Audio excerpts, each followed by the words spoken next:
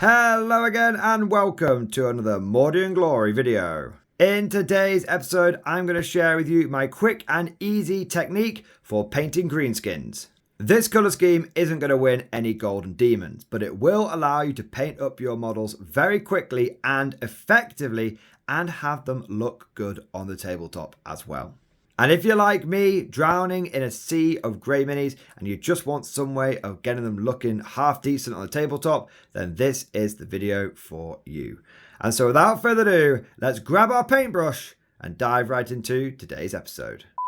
You there, guardsman! Do you like multi-part plastic sci-fi infantry that doesn't cost a kidney? Well, good news! The Mordian Glory channel is now officially sponsored by Wargames Atlantic. Wargames Atlantic sells fantastic sci-fi models which are perfect as alternative Imperial Guardsmen. This includes the Bulldogs, totally not Praetorians, or the Grognards, which are totally not Mordians, Vestorians, or Kriegers, all in one box. And the best bit is, Wargames Atlantic offers a bulk buy discount, and the more you buy, the bigger the discount. Perfect for amassing those huge platoons of guardsmen. So what are you waiting, you fool? Click on the affiliate link down below, get yourself some great models, and support the channel today. Now the first thing we need to do is grab the mini that we are going to paint today. And I thought I'd go for a cheeky little night goblin. But honestly, this colour scheme is so transferable, as you saw at the beginning there on the various different greenskin models, that you can really use it for any of your orcs with a C, orcs with a K, or your gobbos. Now once you've got your miniature, you're going to need to prime him in Army Painter Matte White. And I'll make sure there's an image of that on the screen right now. So if you need to get yourself some primer, you know which one to get your hands on. Honestly, I recently switched over to Army Painter Matte White and I have never looked back. It is perfect for a good even prime.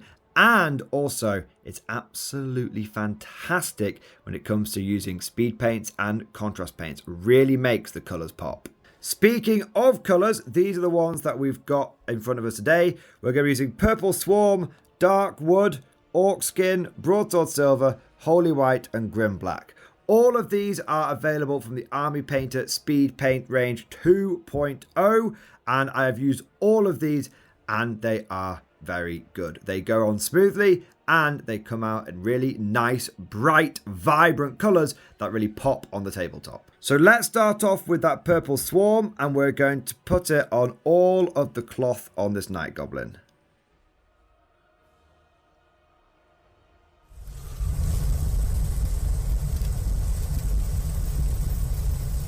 With the Purple Swarm now covering all of the cloth on the miniature, we need to go into our second colour, and that is going to be Dark Wood. And we're going to put this Dark Wood on the shield, but not the Angry Moon, on the shield. And we're going to do the Spear Haft as well. Colour number 2 is down already, and you can see that that lovely wood colour is really starting to come out on the miniature. But now we need to get ourselves that iconic green skin, and we're going to do orc skin here, which makes sense, and we're going to do that on all of the skin areas. So we're going to do it on the face and we're going to do it on the hands and arms. The mini's really starting to come together now with that green skin done, but we're not done yet, as our next colour is going to be Broadsword Silver, and we are going to put this colour on the spear tip here and any little bits of chainmail or armour that we can see on the model. With that Broadsword Silver applied to the jagged iron tip of the spear and also a little bit of chainmail, we've now got our fifth colour, which is Holy White, and we're just going to do this on any of the iconography. So in this case, we're going to be putting it on this Bad Moon on the shield. You could go for a yellow here.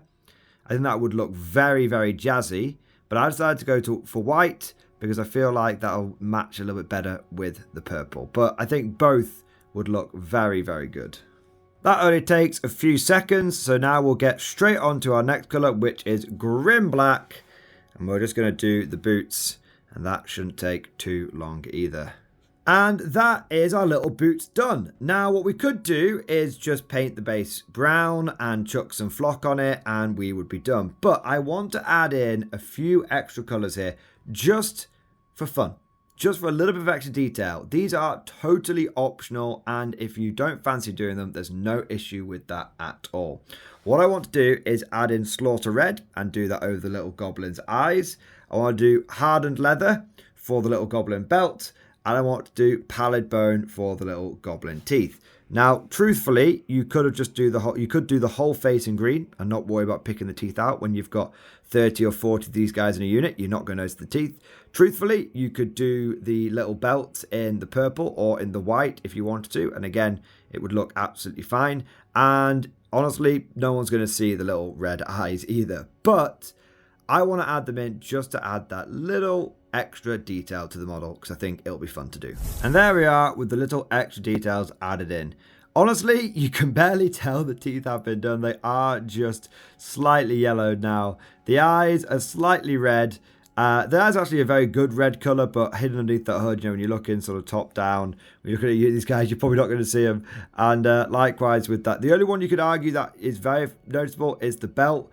But when you've got a unit of 40 of these guys all ranked up, again, you're probably not going to be able to see below the waist, and you probably won't see that belt. But it's done, and I think it does add that extra bit of detail. And whilst I like to do these colour schemes so they're quick and easy, I also know that some people want to be able to add a little bit more detail in there as well. So hopefully this will be interesting to all parties. There's just one last thing we need to do now, and that is base this little bugger. And the first thing we're going to do is paint the base in dark wood. Now, with the base painted and dried, it's time for us to apply our basing material. And we are going to be using the good old tub o' flock. Now, in here, I have got Geek Gaming Scenics Mediterranean basing material. And this is the bee's knees. This is very, very good stuff. Ever since I started using this, it has been my go-to basing material for pretty much all of my armies, especially my old world ones. I think it works very good for the orcs and goblins as well, because there's still a bit of greenery in there, but there's a lot of sand, and that kind of represents the scrubby land of the Badlands. Now, how we apply this stuff is we get ourselves, I like to use Geek Gaming Scenics fast drying basing glue, but you can use PVA, and all you gotta do is get some of the glue, and you're going to apply it to the base. Now, I recommend you use a crappy brush. Okay, I've got a very crappy brush here. It's an old Citadel one. I've used it. You can see it's covered in mud and all sorts of stuff. And we're going to use it for this because the glue is very, very sticky and will generally sort of ruin the bristles. So only use a brush that you're happy to essentially throw away or relegate to being your basing / glue brush going forward. With the glue now applied to the base, literally we get our pot o' flock and we just dunk the model in. Dunk it in there. Now don't worry, because the flock will just come off the parts of the model that haven't got any glue on, and they will stay on the parts of the model that do have glue on. So you can see that once we put him out, give him a little tap on the side, we've got a lovely based goblin model. Sand and tufts everywhere, and he's having a great time. And with that, our model is done. And you can see that this colour scheme does work on the Night Goblins, and it's nice to have a couple of them side by side. You can imagine having 40 of them ranked up like that in that purple sort of clothing would be very striking. But it also works nicely on your common goblins, and you can see on the common goblin shield that white skull has really come out. And then we've also got our orcs with a C. And you can see, again, it's come out very nicely, especially that skin. And then looking from the back, you've got that purple and the little brown belt there. And then, if you want to go to the 41st millennium, we've got our orcs here. And you can see we've basically just applied all the same colours there. We've got the hardened leather on the straps. We've got purple on the trousers, we've done the boots in black, and we've done all the metallic bits in silver. We've gone for that skin in the pallid bone. I think with the orcs, you do need to do the teeth in pallid bone, actually, not the skin in pallid bone, the teeth in pallid bone, because they've, on these 40k models, they really do have a lot of teeth showing. Now, one thing that you may want to consider adding, and you can see that I have done it a little bit on this orc model is if you do have any models which have got sort of cross guards or any bits of jewelry on them, then you might want to add in another color for that. And the color I would recommend is Hoplite Gold. But again, honestly, if you are painting 20, 30, 100 of these guys, whether it's 100 boys for a green tide or a mixture of 100 goblins and orcs and night goblins and all that kind of stuff, if you didn't go for the gold and you just went for the silver, I think you'd be absolutely fine there. Because I mean, in a horde army, it really, all those little details often don't come through. So you do them more for your own sort of personal enjoyment, more than for necessity for them to look good on the tabletop. And it is important to consider adding those extra colours in, because yes, they will add more detail, but if you are painting a horde army and you've got lots of models, even if it only adds a few seconds with each colour on each model, that can really add up. So you might want to just keep things simple so you can churn these guys out really, really quickly. And no word of a lie, painting these night goblins, when I was practicing for this video, I was getting to the point where I was churning them out in 5 minutes per model. I was batch painting them and I was able to get all the purple done, all the green done. And once I averaged out how long it took me to do each model when I was just watching TV and painting gobos, I was getting them done in 5 minutes per model. And it was similar for the common goblin, and it was a little bit longer with the orcs. They took about 10 minutes per model, but that's just because they're just a little bit bigger. And like I said, they do have some of that extra detail with like the gold and the teeth, which you kind of have to do on those models. But so either way, you are looking at greenskins painted in a minimum of 5 minutes and a maximum of 10 minutes per model. That should allow you to get your green tide and get your war assembled ASAP. But let me know what you guys think down in the comment section below. Did you find this colour scheme helpful? Is it going to allow you to get your green tide together? And are there any other factions that you want me to cover with these quick 5-minute paint jobs? If you enjoyed today's video, don't forget to smash that like button and also subscribe to never miss an episode.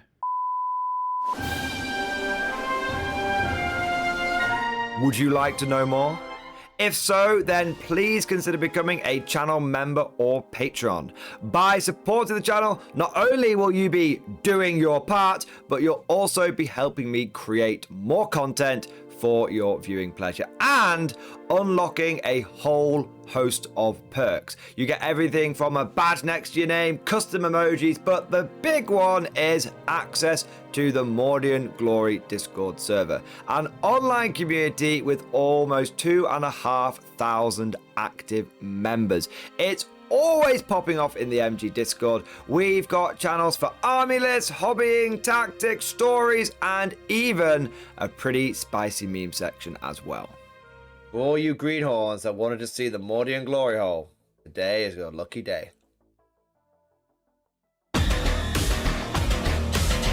And joking aside, I do want to say a massive thank you to all of the current channel members and patrons. You guys are amazing, truly the lifeblood of the channel. I could not do Mordian Glory full-time without the incredible and generous support of my members, so thank you guys so much. And last but certainly not least, I want to say a personal thank you to all of my top tier Patreons. These are the War Masters, the people who have truly gone above and beyond the call of duty. So a heartfelt thank you to Alex Dengal, Bonbon Vert, Lord Pryor, Mark Panconi, RJ Scorpion, Swordfish Trombone, Try Again Bragg, John Stubbs, Nick Walsh, Diesel Fox, and August Barney. Seriously guys, thank you from the bottom of my heart. Your support is incredible and it makes a huge difference. Thank you so much. That's all for now. Hope you've all enjoyed today's video, and of course, as always, see you guys next time.